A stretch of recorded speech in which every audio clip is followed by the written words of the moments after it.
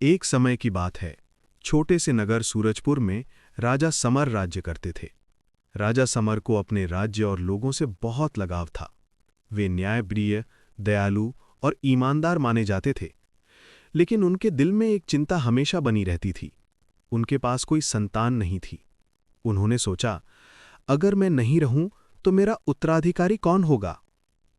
राजा summer ने नगर के बच्चों के लिए एक बड़ा ऐलान किया।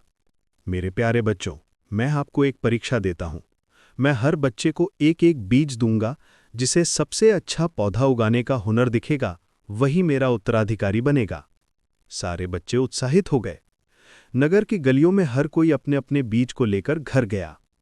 इस नगर में विवेक नाम का एक लड़का था। वो बुद्धिमान और ईमानदार था, लेकिन गरीब परिवार से था। विवेक के माता पिता हमेशा उसे सिखाते थे कि ईमानदारी और मेहनत सबसे बड़ी ताकत है। जब विवेक ने बीज लिया तो उसने उसे मिट्टी में लगाया।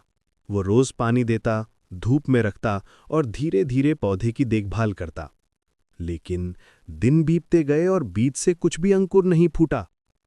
विवेक बहुत दुखी था। उसने सोचा, शायद ये बीज ही उबला हुआ है, लेकिन मैं झूठ नहीं बोलूंगा। मैं राजा को सच बताऊंगा। वहीं विवेक के दोस्त अर्जुन और नील ने अपने बीजों को बदलकर नए पौधे उगाए। अर्जुन ने अपने बगीचे से एक छोटा पौधा गमले में लगा लिया और नील ने किसी पड़ोसी से पौधा ले लिया।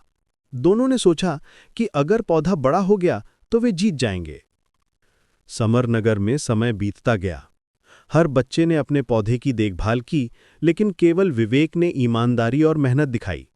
उसके बीज से कुछ नहीं उगा, लेकिन उसने कभी हार नहीं मानी। विवेक के माता पिता ने उसे लगातार हिम्मत दी। बेटा, सच्चाई और ईमानदारी कभी व्यर्थ नहीं जाती। तुम्हारा फल जरूर मिलेगा। एक दिन विवेक अपने खाली गमले को देखकर दुखी होकर बोला, माँ, पापा, मैं कुछ भी नहीं कर पा रहा हूं। मेरे बीज से तो कुछ भी नहीं उगा। उसके पिता ने मुस्कुराते हुए कहा, बेटा, यह केवल बीज की परीक्षा नहीं है, यह तुम्हारे चरित्र की परीक्षा है। तुम सच बोल रहे हो, यही सबसे बड़ी जीत है। विवेक ने ठान लिया कि चाहे कुछ भी हो, वह राजा के सामने सच्चाई ही बताएगा। एक साल बाद राजा समर ने बच्चों को आमंत्रित किया। सभी बच्चे अपने अपने पौधों के साथ आए। अर्जुन और नील अपने बड़े और सुंदर पौधों के साथ खड़े थे। विवेक केवल खाली गमला लेकर आया। राजा समर ने सभी बच्चों को देखा और फिर विवेक को बुलाया। विवेक, तुम अपने गमले में क्या ला रहे हो? विवेक ने ईमानदारी से उत्तर दिया, महाराज, मैंने अपने बीज की देखभाल पूरी की, लेकिन बीज से कुछ नहीं उगा। यह गमला पूरी तरह खाली है। सारे बच्चे और उनके माता पिता हैरान हो गए। अर्जुन और नील शर्मिंदा होकर खड़े थे। राजा समर मुस्कुराए और बोले, विवेक, तुम ही मेरे उत्तराधिकारी बनोगे। सभी लोग चौंक गए। राजा ने समझाया, मैंने जो बीज दिए थे वे उबले हुए थे। उनसे कभी कुछ भी उग नहीं सकता था। बाकी सभी बच्चों ने धोखा करके दूसरे पौधे लगा लिए, लेकिन विवेक ने सच्चाई और ईमानदारी दिखाई। यही एक राजा की सबसे बड़ी ताकत है। विवेक अब नगर का उत्तराधिकारी बन गया। उसने राजा समर के साथ राज्य के सभी काम सीखने शुरू किए।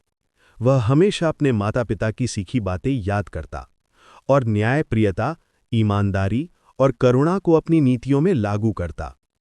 विवेक ने नगरवासियों के लिए कई सुधार किए, गरीबों के लिए स्कूल खोले, बीमारों के लिए अस्पताल बनाए और नगर को हर तरह से विकसित किया। लोग विवेक को बहुत पसंद करने लगे। एक दिन जब विवेक अपने बगीचे में बैठा था और उसी खाली गमले को देख रहा था, उसने अपने आप से कहा, सच्चाई और ईमानदारी की कोई कीमत नहीं होती, लेकिन यही हमें महान बनाती है।